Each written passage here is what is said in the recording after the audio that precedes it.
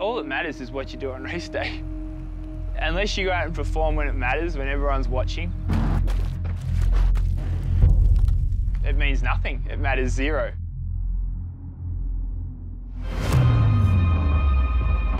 This is the first ever Collins Cup.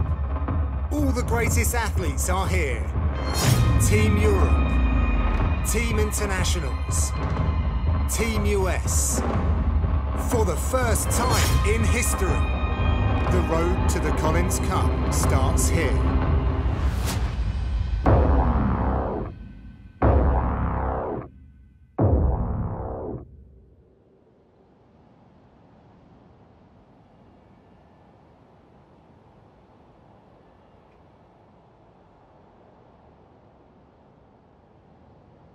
I definitely appreciate that people don't quite understand me. And I think that's probably a part of it, is you're this nice guy and you're quite friendly to everyone.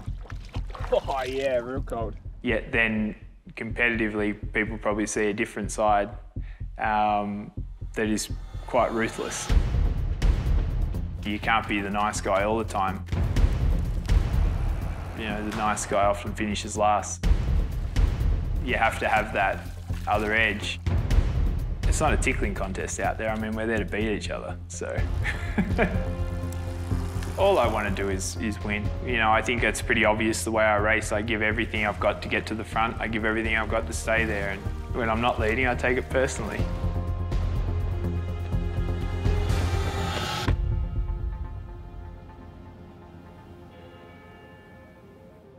I'm from Tasmania, born in Tasmania. My mum brought me up. When I moved to the mainland when I was 2. And then I moved back to Tasmania for high school and lived with my dad. When I was 13, that was when I got into rowing. Dad was a fisherman. He was the pioneer of the abalone industry, basically created it. He still holds all the records for the most fish ever caught in a day, in a year. Amazing work ethic, and I guess led by example to, yeah, the job is never finished. You know, there's always more to do, and you don't take days off. So I guess sport, you know, was a natural fit for me with that mentality. Rowing was the sport that I was best at school, so I focused on that. I didn't want to play football anymore. I didn't want to be in the athletics team anymore because I was focused on rowing. You know, I'd prefer to go to the gym and lift weights and do what I knew I needed to do to make the Olympic team, and the school was very critical of that. They even actually suspended me at one point, and indefinitely. They literally did it just after lunch, and I had to leave. On the walk, I'd already just gone, I'm going to go to the gym and go to training and get on with it. When I made the Olympic team, they've had me back, you know. They've got awards named after me.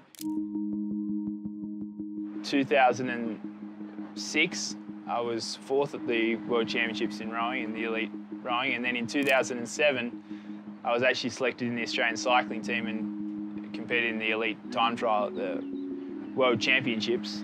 I don't know if there's been many athletes that have done World Championships in one elite sport and another within a 12-month span. Raced in the World Tour for 4 years. I decided to give triathlon a go and went to Kona, obviously broke the bike course record, led the race. That performance convinced me to pursue triathlon.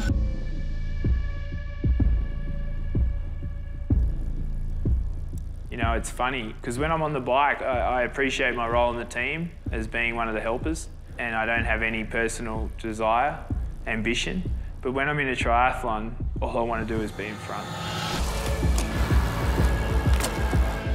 And I can't explain it, but I just remember doing a triathlon after I'd stopped cycling and just being in the swim and just having that hunger back to be as close to the front as I could, got on the bike, wanted to be in the front, and then on the run, try to survive.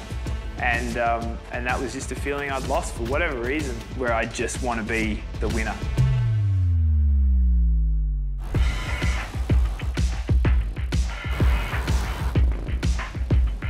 You know, in this sport, obviously I have a skill on the bike. There's a lot of expectation. There's a big target on your back every race. Everyone's trying to prove themselves against you in that discipline. I really like that target. I love going out there and knowing that people want to beat me. because it's so much more satisfying when you can deliver. I don't hide anything. I mean, for instance, on Strava, every training session I've done basically for the last, since Strava begun, is on there. People can see exactly what I do. I mean, it's all there. I feel like the young triathletes that watch me, the way I've come through, they watch me and they go, I can be that, I can do that, I can be better than him. Because that's what I'm like. I look at the best guys and I go, I watch them and I can be better than you. That's what you want. You want to be able to perform in a way that makes others dream that they can do it too. I believe that racing on the road has definitely strengthened my overall performance. It's made me a better athlete. This gave me a good kick in the butt to learn how to race, to get a bit more racy again. A triathlon, it's more of a controlled effort. In a bike race, you've got very little control often. You're sprinting, you're attacking, you're chasing, you're getting dropped, you're coming back, you're attacking. The demands on the system are quite extreme. So to then get off and actually try and teach your body, okay, now you've still got to run even though you're exhausted, to me is like a golden opportunity. But also what racing on the road does and that high intensity is then when I do get home and get an opportunity to swim or run, I feel like I can push myself harder, you know, without having done the work, you know, having the big base that I would normally need to do that. A very interesting question that I get asked a lot about how strong triathletes are in cycling and vice versa. And the reality is triathlon has progressed so much, particularly in the last few years, that it's become a very specific effort. Triathletes are world class at that particular type of effort on the bike, you know, and they're, they would be better than cyclists.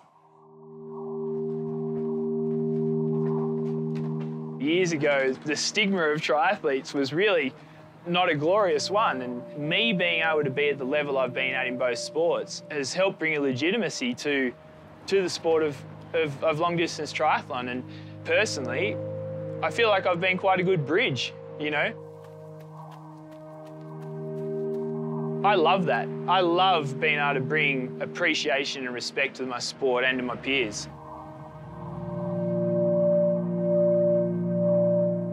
I'm an old guy. I've been around a long time in sport. I'm mighty grateful to even be here still competing at this level, still improving. Anything I can do to make this sport better when I'm done than what it was when I came, I'm more than happy to do. What do I feel like? Oh, the Godfather. The one that just, you know, oversees it all. The Collins Cup is going to bring a group of guys that are normally rivals together to be teammates and to try and win something as a collective. And it's this format of triathlon we'd never seen. We have no idea what that'll look like. It's fascinating. We might see a completely different type of star. You know, the best athletes may not be the ones we expected. Everywhere in my life, I'm surrounded by the best people, and I know my dad, he's always never thought he knew everything. He'd find the best person to teach him or to explain it to him or to show him. And I think appreciating other people's talent is a huge thing, and that's one of the greatest things he's taught me, you know, is never think you're too good. Anytime you get to represent your country, or in this case, a collective of countries, it's an honour. We're composed of a lot of countries that are used to being the underdogs, so never bet against us. I love competition, and I love seeing people get better and better, and obviously that drives me to keep getting better and better as well. My dream in the sport is to beat the best athletes when they're at their best. Before I'm done, it'd be nice to have a couple of those moments in my career.